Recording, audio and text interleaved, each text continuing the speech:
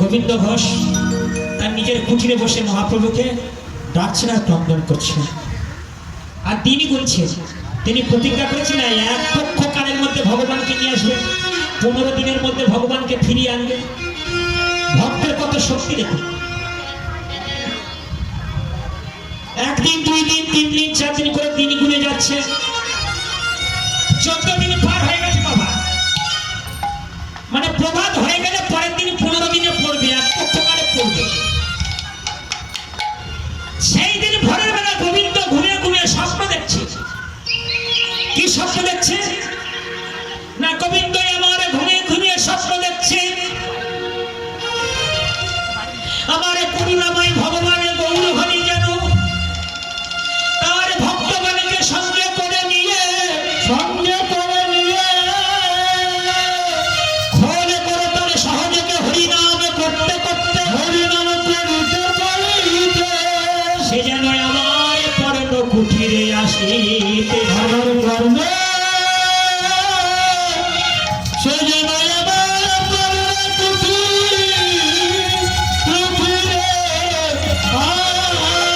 আসে। স্বপ্ন ভেঙে গেল। হ্যাঁ, সত্যি তো ভগবান 15 দিনের মধ্যে ফিরে আসবে বলেছে, তাই ভগবান আমার বাড়ির সামনে যেন এসে হরিনাম করছে। গোবিন্দ তাড়াতাড়ি ভোরে বেলা স্নান করতে চলে গেল। কোথায়? যমুনাতে স্নান, তাই না বাবা? গঙ্গা স্নান করলে কি হয়? ও বাবা, গঙ্গা স্নান করতে যান তো বাবা?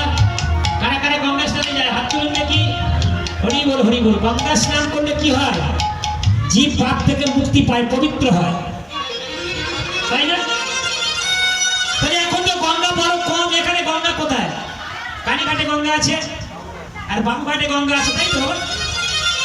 তা গঙ্গা ঘাটে কতদিন স্নান করতে? বছরে 1 দিন বা 2 দিন।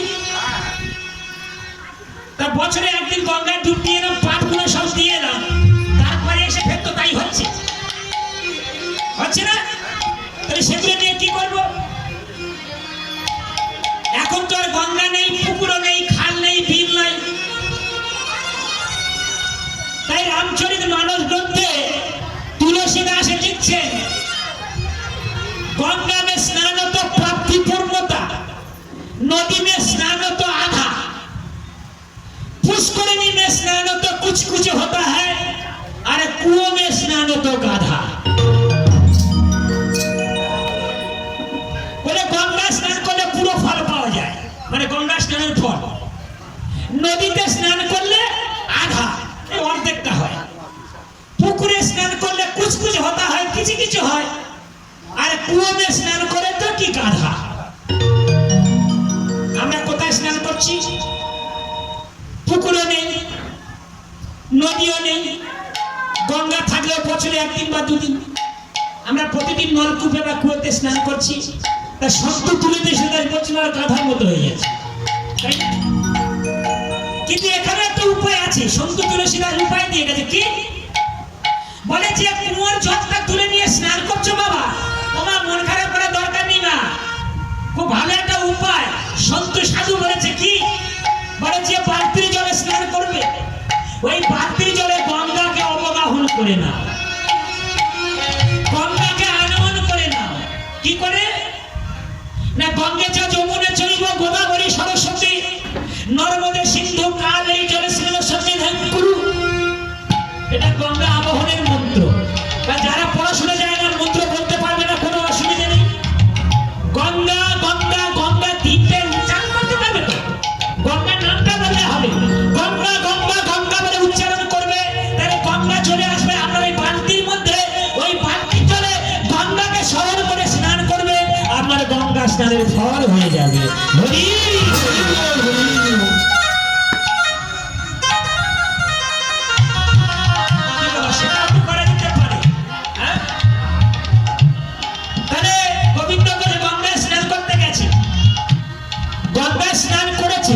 মানে ডুব দিয়েছে, এমন সময় দেখছে একটা কালো পাথর তার গায়েতে ধাক্কা মারছে। হরি নামের গুণে ছড়া ডুবে যায়, পাথর জলে ভাসে, ভাসে না? না সেই কালো পাথরটা গোবিন্দ ঘোষের গায়ে ধাক্কা মারছে। গোবিন্দ বুঝতে পারছে কিছু একটা ধাক্কা মারছে। তিনি দেখছেন একটা কালো পাথর ভাসছে তার চোখের সামনে। উনি আর কি করবে, পাথরটাকে তুলে নিয়ে চলে এলেন। এনে কোথায় রাখলেন? বাড়ির সামনে একটা ঝোপের মধ্যে ফেলে রেখে।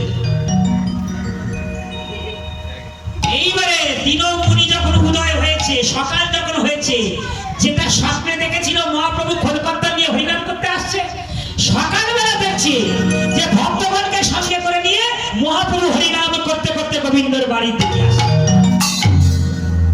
কি বলে হরিনাম করছে? কৃষ্ণ কেশব কৃষ্ণ কেশব রাধা মাধব মাধব, সবাই বলো সুধা মাখা হরিনাম সুধা মাখা হরিনাম কৃষ্ণ কেশব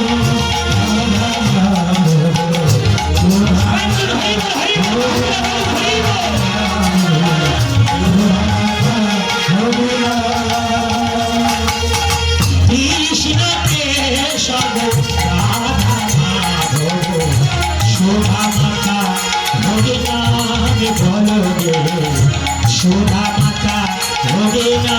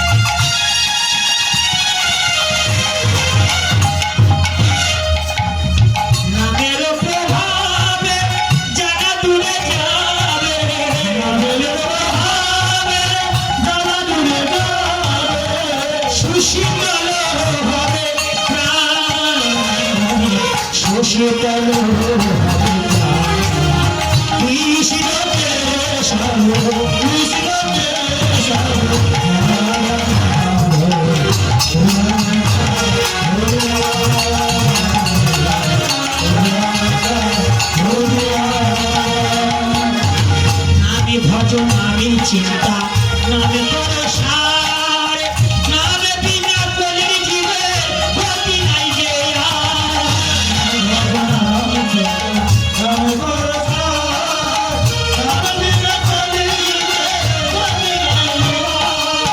নামে ভজন আমি চিন্তা নামে নামে বিনা কলির জীবে গতি নাই যে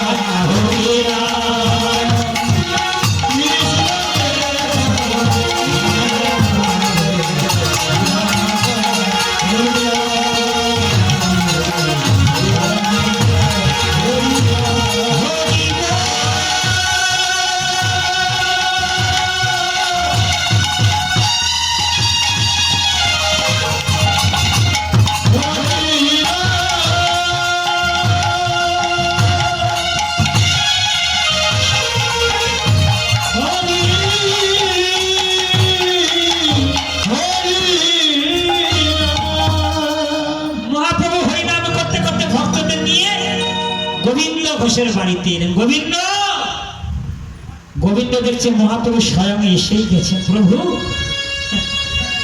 আমি যেটা ঘুমিয়ে ঘুমিয়ে স্বপ্ন দেখলাম সেটা সত্যি হলো। প্রভু, আপনি কত করুণাময়, আপনি ভক্তের দেওয়া কথা রক্ষা করেছেন। ভগবান কোনদিন কারোর সঙ্গে কথা দিয়ে কথা রাখে না, ভক্তের মর্যাদা সর্বদা রাখে। তাই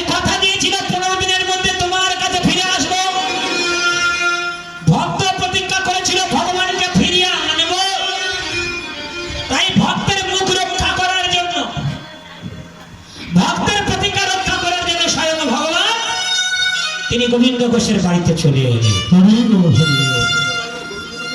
গোবিন্দ মহাপ্রভুকে বলছে, প্রভু আপনি যে আসবেন আগে থেকে তো আমাকে জানালেন না, বলে কেন আমি তো তোমাকে চিঠি পাঠিয়েছি তুমি বুঝতে পারোনি? বলে কি চিঠি? বলে তুমি যখন গঙ্গাতে স্নান করতে গেছো চিঠি পেয়েছিলে? বলে একটা পাথর পেয়েছি। বলে পাথর দিয়ে তো আমি তোমাকে নিমন্ত্রণ করলাম যে আমি যাচ্ছি, তুমি বুঝতে পারোনি? তেমনি আমাদের কিন্তু ভগবান চিঠি দিচ্ছে, নিমন্ত্রণ করছে, আমরা বুঝতে পারছি না। বলো তোমার কি দিয়ে নিমন্ত্রণ করছে, চিঠি দিচ্ছে ভগবান? বলো বলো বলো দেখি। হ্যাঁ, এই মাথার চুল পেকে যাচ্ছে, ভগবান জানিয়ে দিচ্ছে তোমার চলে যাওয়ার সময় হচ্ছে। চোখের দৃষ্টি শক্তি কমে যাচ্ছে, আর একটা চিঠি ভগবান দিচ্ছে যে তোমার সময় হয়ে এসেছে। শরীরের চামড়া ঢিলে ঢালা হয়ে যাচ্ছে, ভগবান আর একটা চিঠি দিচ্ছে তোমার হরিবল হওয়ার সময় হয়ে যাচ্ছে। এত কিছু চিঠি দেওয়ার পরে তারপরেও আমাদের চেতন হচ্ছে না। আমরা এখনো বলছি আমাদের এখনো সময় হয়নি। সময়টা কবে হবে? যেদিন শ্মশান ঘাটে গিয়ে চিতাইতে উঠবে সেদিন সময় হবে। হ্যাঁ, দাঁত থাকতে দাঁতের মর্যাদা দিতে হয়, সময় থাকতে হরি ভজন করতে হয়। সময় চলে যায় নদীর স্রোতের প্রায়, টাকা পয়সা দিয়ে সময়কে ফিরিয়ে আনা যায় না। তাই সবাই আমার সঙ্গে বলুন, বলবেন তো? সবাই মিলে বলুন, ভজ রাধা কৃষ্ণ কৃষ্ণ গোপাল কৃষ্ণ কৃষ্ণ কৃষ্ণ কৃষ্ণ বল রাধা কৃষ্ণ গোপাল কৃষ্ণ কৃষ্ণ কৃষ্ণ রাধা কৃষ্ণ গোপাল কৃষ্ণ কৃষ্ণ কৃষ্ণ বল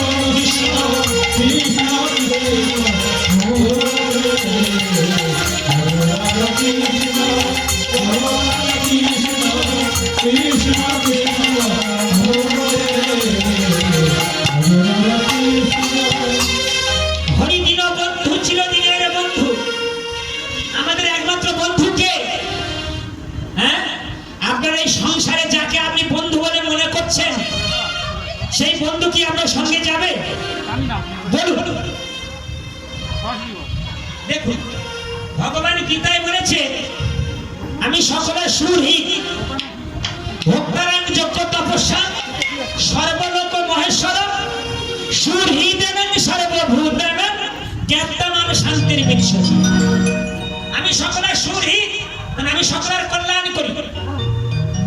আর আমাদের এই সমাজে সকলের কিন্তু বন্ধু বান্ধবী আছে, তবে ওই বন্ধু কিন্তু আপনার সুখের দিনের বন্ধু, দুঃখের দিনে কিন্তু আপনার সঙ্গে থাকবে, থাকবে না? হ্যাঁ, কিন্তু ভগবান তিনি সুখের সময়ও থাকবে, দুঃখের সময় থাকবে। আপনার এই সংসারে যাকে আপনি বন্ধু বলে মনে করছেন, আপনি মরে গেলে সে শ্মশান ঘাট পর্যন্ত যাবে, তারপরে আর যাবে না। যাকে সাত পাকে বেঁধে নিয়ে বিয়ে করে এসেছে,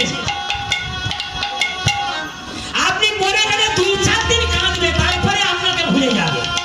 কি বাবা, তাই না? হ্যাঁ, মা কাঁদিবে বাবা বাছা, বাবা বাছা বলে মা ছিল জীবনে কাঁদবে, বউ কাঁদিবে 2-4 দিন, 2-4 দিন কাঁদবে, তারপরে ভুলে যাবে। কিন্তু ভগবান যিনি দিনের বন্ধু, দয়াল বন্ধু, দয়াল হরি, দয়াল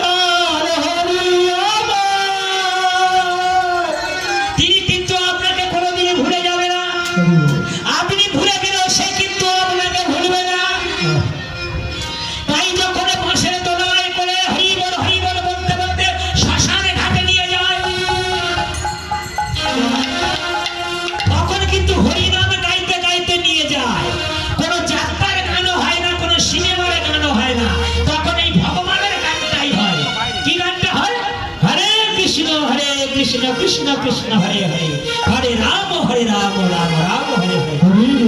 হয় না বাবা? তাহলে এটাই আমার সঙ্গীর সাথী, এটা চিরকাল সঙ্গে থাকবে, সঙ্গে যাবে। তাই এটা হলো নিত্য। আর এই জড় জগতে আমি ভাবছি আমার স্ত্রী, আমার বন্ধু, আমার ছেলে মেয়ে, আমার আপনজন, এরা আপনজন বটে, তবে অনিত্য। এরা চিরকাল আমার সঙ্গে থাকবে না। তাই সময় থাকতে হরি ভজন করতে হয়, তাই না মা? তাই সবাই মিলে বলুন, দয়াল নিতাই চৈতন্য বলে নাচে আমার মন, নিতাই চৈতন্য বলে নাচে আমার মন, দয়াল নিতাই চৈতন্য বলে নাচে আমার মন, নিতাই চৈতন্য বলে নাচে আমার মন, নাচ রে আমার মন, নাচ রে আমার মন, নাচ রে আমার মন, নাচ রে আমার মন, একেবারে নাচ রে আমার মন, নাচ রে আমার মন, নাচ রে আমার মন, নাচ রে আমার মন, দয়াল নিতাই চৈতন্য বলে নাচে আমার মন, নিতাই চৈতন্য বলে নাচে আমার মন। এবার হচ্ছে কি, ওহ নামে অপরাধ বিচার তো নাই হে, ও নামে অপরাধ বিচার তো নাই হে। আরে হরিনাম শুরু করে কি, অপরাধ হবে তাতে কি আছে? আরে নামের দ্বারা অপরাধ দূর হয়ে যাবে। ওহ নামে অপরাধ বিচার তো নাই হে, ও নামে অপরাধ বিচার তো নাই হে। তখন কৃষ্ণ নামে, তখন কৃষ্ণ নামে রুচি হবে, ঘুচিতে বন্ধু, কৃষ্ণ নামে রুচি হবে, ঘুচিতে বন্ধু, কৃষ্ণ নামে, তখন কৃষ্ণ নামে, তখন কৃষ্ণ নামে রুচি হবে, ঘুচিতে বন্ধু, কৃষ্ণ নামে রুচি হবে, ঘুচিতে বন্ধু। নিতাই চৈতন্য বলে নাচে আমার মন, নিতাই চৈতন্য বলে নাচে আমার মন, নিতাই চৈতন্য বলে নাচে আমার মন। নিতাই এত দয়া ছিলেন, তিনি মার খাওয়া প্রেম কিনেছে, তাই না মা? হ্যাঁ, এমন দয়ালে তো নাই হে, দয়ালে তো নাই হে, এমন দয়ালে তো নাই হে, দয়ালে তো নাই হে। সে যে মার খেয়ে প্রেমে ফিরায়, দয়ালে তো নাই হে, মার খেয়ে প্রেমে দয়ালে তো নাই হে, মার খেয়ে প্রেমে ফিরায়, দয়ালে তো নাই হে, মার খেয়ে প্রেমে ফিরায়, দয়ালে তো নাই হে। তখন এই অপরাধ দূরে যাবে, তখন অপরাধ দূরে যাবে, ঘুচিতে বন্ধু, অপরাধ দূরে যাবে, ঘুচিতে বন্ধু, এই অপরাধ দূরে যাবে, পাবে প্রেমের ধন, অপরাধ দূরে যাবে, পাবে প্রেমের ধন। নিতাই চৈতন্য বলে নাচে আমার মন, নিতাই চৈতন্য বলে নাচে আমার মন, নিতাই চৈতন্য বলে নাচে আমার মন, নিতাই চৈতন্য বলে নাচে আমার মন। দয়াল নিতাই চাঁদ কি। তাহলে এবারে গোবিন্দ ঘোষ তিনি বলেন, প্রভু সেই কালো পাথরটাই ঝোপের মধ্যে রেখে দিয়েছে, বলে কি সর্বনাশ করেছো, হ্যাঁ পাথরটা নিয়ে এসো। বলে সেই পাথর থেকে স্বয়ং ভগবান নিজেই কারিগর হয়ে গোপীনাথের মূর্তি তৈরি করলেন, ভগবান নিজেই নিজের মূর্তি তৈরি করলেন। এবারে ভাবলেন, গোবিন্দ তুমি তো একা আছো, সাধন ভজনের অসুবিধা হচ্ছে, একটা মেয়ে দেখে গোবিন্দকে বিয়ে দিলেন। তাহলে একে থেকে দুই হলো।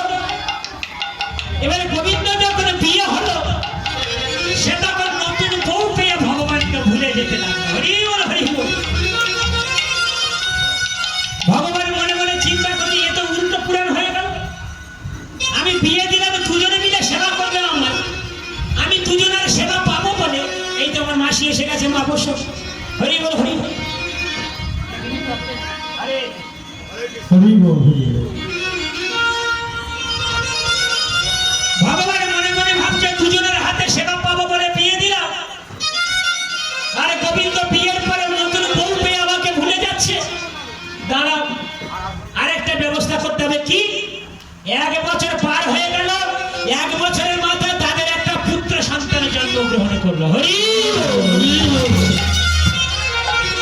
তাহলে 1 থেকে 2, 2 থেকে 3, ছেলে যখন মায়ের কোলে এলো, তখন বাবা মা কি করলো, বলে মন্দিরে আছে গোপীনাথ, তাহলে মন্দিরে গোপীনাথের সঙ্গে নাম মিল করে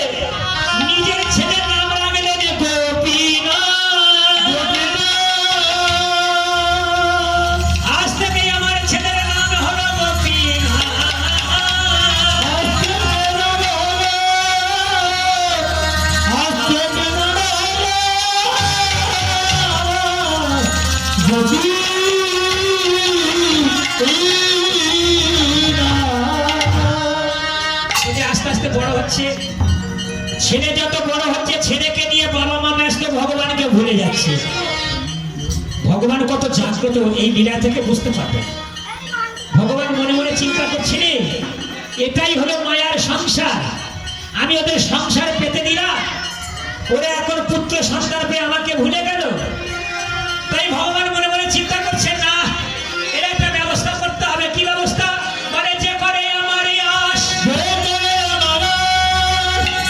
আমি করি তার সর্বনাশ, তবু যদি না ছাড়ে আমার তবে হই তার দাসে।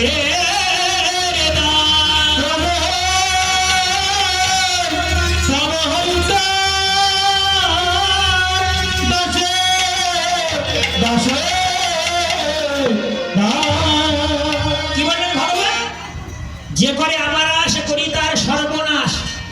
এখানে সর্বনাশ মানে আপনারা কি ভাবছেন যে ভগবানকে সেবা করলে আমার সব নাশ হয়ে যাবে?